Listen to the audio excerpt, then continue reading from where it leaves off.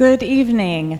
My name is Deanna Heiss. I'm a member here at St. Luke's and a volunteer on the Oasis team. Welcome to all of you here in person. Welcome to our online viewers and listeners. Our guest tonight for the meditation and word is Darlene Vanbendegom, and I'm going to invite her to come up and join me. She and her husband Mike are members here. They're 11 o'clockers. I know that because I'm an 11 o'clocker. They always sit over there, oftentimes with their grandkids and their daughter-in-law and their son, but I will let her tell you all about that. So welcome, Darlene. So Darlene, introduce yourself again. Tell us a little bit about you, where you live, who lives with you, who lives near you, who's special to you. Okay. My name is Darlene Pierangeli-Vanbendegom. I lived in Kenosha, Wisconsin for the time I was born till the time we moved here 9 years ago. And now we live, just the two of us, in Fitchburg, not too far from, McKee Farms, which is wonderful, filled with paths that I can go on every day. Not too far from Martha, Jeff, Claudia, and Audrey, our family. And we moved here because they live here. We used to come and visit whenever the girls were in dance or school activities or just to visit and be with them. And once we retired, Jeff said, "Why don't you move here?" So we sold our house that we had for 36 years and moved here, and we are thrilled to be here. Seems to be a common story. In fact, I had that same conversation with my parents when we lived in the Twin Cities, and they moved to be by us, and then a few years later, because of a job change, we moved. So, but yes, that is a common thing, and it's wonderful that you can all be together. So, Darlene, tell us a little bit about your faith background. Was faith a part of your life growing up? Tell us a little bit about your faith background and kind of walk us through what brought you here to St. Luke's. I grew up across the street, from a Catholic church. I was baptized into the Catholic church, confirmation, marriage, all of that. I lived right across the street, and I attended Catholic school up to 8th grade. They were all nuns, and because I lived across the street, whenever they had to go to the dentist or the doctor, "Oh, Darlene will go with you," because they could never be alone. So I went to every doctor's appointment and dental appointment with the nuns when they needed it. So it's like, oh boy. But I did it. And then when Jeff moved here, they went to churches and tried to find the right church, and they chose this church. And when he called and said, "Hey, Mom, it's a Lutheran church." "Okay. Is it the same God?" "Mm-hmm." "Well then, go for it." So whenever we'd come here and visit, we'd come to this church. And so we were kind of familiarizing ourselves as we came on our visits, and people were so welcoming and just lovely, and we just enjoyed coming here. So when we moved here, of course, we became members. Well, my next question was going to be some of the things that drew you to St. Luke's that made it feel like home. You mentioned the people, which a lot of people do. Were you able to get involved in any other areas that people might recognize you from? Any committees or any groups that were special to you? Sure. I started out as a volunteer in the office on Fridays, and I did that for several years, and that made me really familiarized with the people, the staff, and the people that would come in and out of the office, and I got to know a lot of people that way. I got to know Paul Harshner, which was a blessing because he got me involved in other things. First, I am a social worker, and this is what I did for a living, and so he mentioned Stephen Ministry, and I'm like, well, what is that? And he explained the program, and that there was 2 years of training, and what we do is we meet with somebody who's in need, and Paul used to match us up with who we are, the different people, and what their needs were. And I've had 3 different Stephen care receivers, and one was a young gal, and one was an older woman, and then the last one was in her mid-50s. They all had different issues. We do not tell them what to do or how to fix their issues. We're there to listen, to be a sounding board, We start out with, we meet with them at their home or a coffee shop, or I met with the one woman at the hospital and nursing homes, whatever the case may be. We go to them, what makes comfortable for them. And we listen, and we start with a prayer, and we end with a prayer when we're all done visiting. And I always typed them out and gave them the prayers so that they had them when we had closure. And any other programs that Paul helped you kind of lead into or that have been special to you here? I know you were on the committee that actually helped call Pastor Carey. Right. And you also are an active member of the Griefshare program as well. Tell us a little bit about that. That was another Paul thing. Would There's you be a pattern, interested in that? Right. So he asked if my husband and I would be Griefshare facilitators. And at the time, we really had to cogitate on that one because it's a painful thing that people go through. It's a very difficult time in their lives. And we had experienced a difficult time. And in order to be a Griefshare facilitator, you would have had to experience grief in your life. And we did. This is the tough part. We lost our 25-year-old daughter to a tremendous car accident at the age of 25. Her name was Jody, and she was an excellent flautist, and now Claudia plays her flute, and her and Jeff would play weddings, and we had a flow of people in and out of our house constantly because they played at weddings and they rehearsed at the house and all of that. And she got a different job and was out in the county, and I would call her every morning and say, watch out for trucks. You're on a strange county road. I'm fine. Everything was fine. And I called that morning and said the same thing and left a message. She had already left. And this is the tough part that I was concerned about. Take your time. It's okay. At the time, Jeff was a doctor in the ER in Racine, Wisconsin, and it was his day off. And he was home rehearsing with a bride to play the wedding, and got a phone call that his sister was in the emergency room. They opened up her purse, saw her name, and said, "Oh, my dear God, this is Jeff's sister," and had to call Jeff. And then Jeff had to call Mom, and then Jeff had to call Dad. And we all scurried home and drove up to the hospital. She was on life support for 2 days. Every family member, every friend that she had, even the priest came and looked up in the sky and said, and excuse my French, but he said, "What the hell were you thinking?" to God. So that was kind of an unusual thing, but she was very close to the priest who had married her. And it just was a shock. And so when you have this kind of you didn't see it coming, and it's just like a slap in the face. So Mike and I went to just Griefshare after Griefshare after Griefshare to try and find our way back.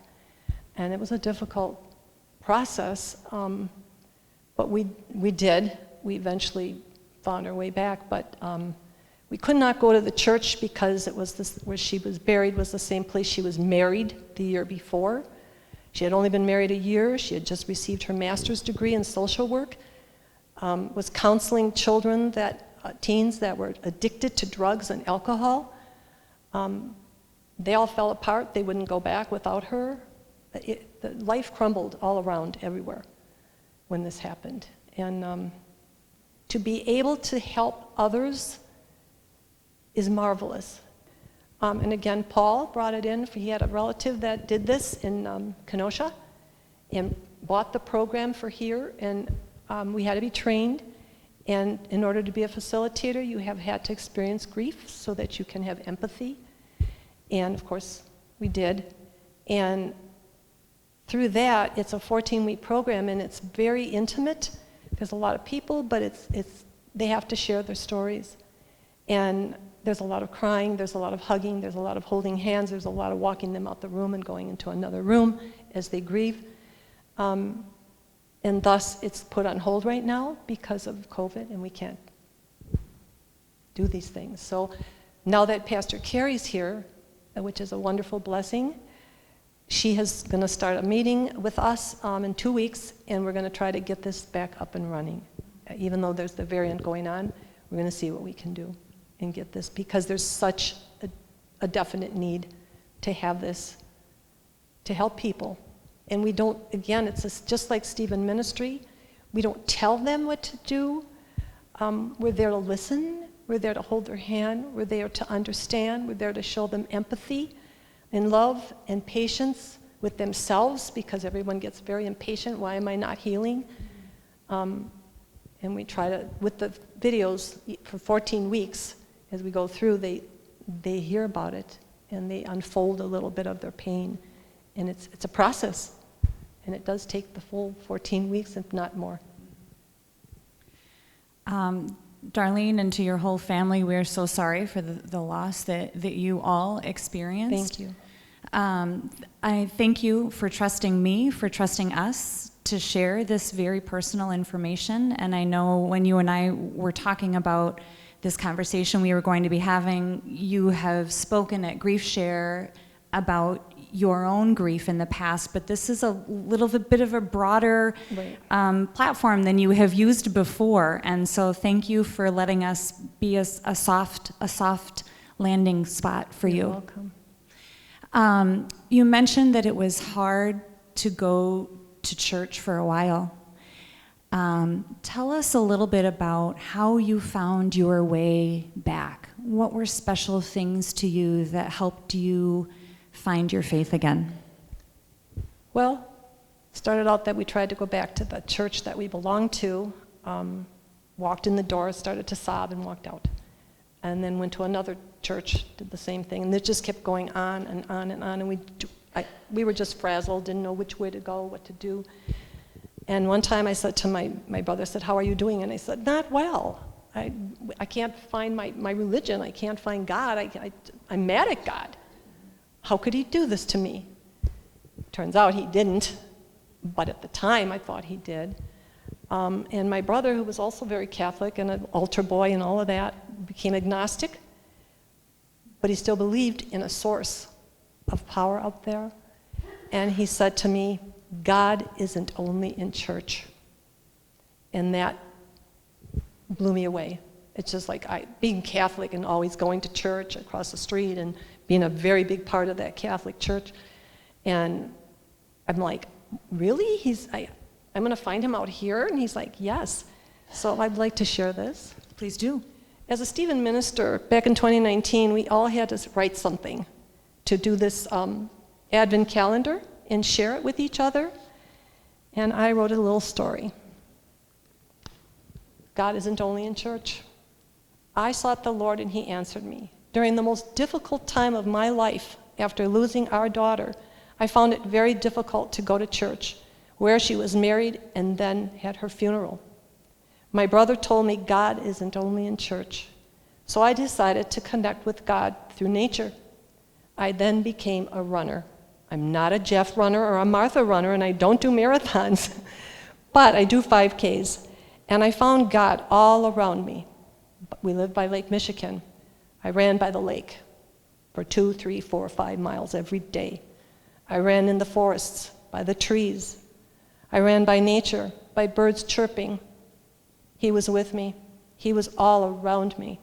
And I truly felt connected to him and comfort. I finally found my comfort.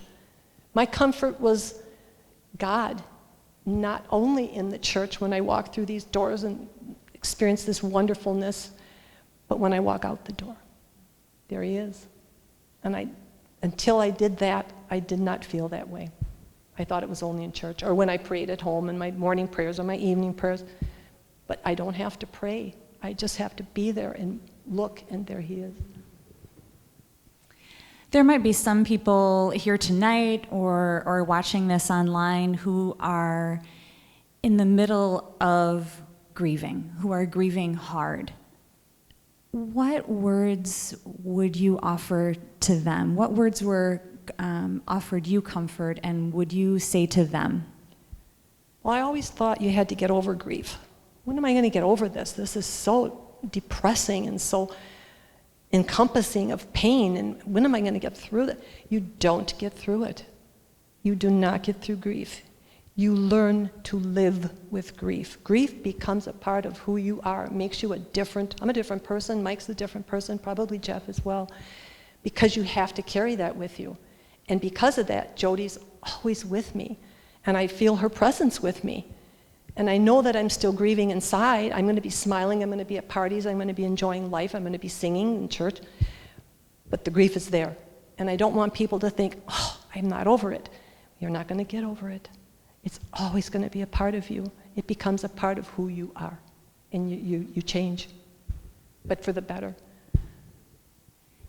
When you say that Jody is with you and that it changes who you are, how does your faith intersect with that? Do you find that prayer is an important piece of your healing process? It is, and it's not always the Our Father or the Creed or whatever. I make my own prayers. I ask God for different things. I thank Him for different things. I create my own prayers, especially when I'm out running. I'm pounding it because I just have all this angst in me. But I'm praying at the same time, and it just flows. I don't have to think about it. More of a conversation. It's a conversation with God. Mm-hmm. Well, the way I like to end interviews is a question that Oprah Winfrey used to ask of her guests, which is, what do you know for sure? Darlene, what do you know for sure? I know that God is everywhere. I know that when He calls me home, I know that my daughter's going to be up there, opening her arms, and I'll be able to hug her one more time. I know that for sure. I used to doubt that, but I don't anymore. Thank you so much for sharing with us. Thank you.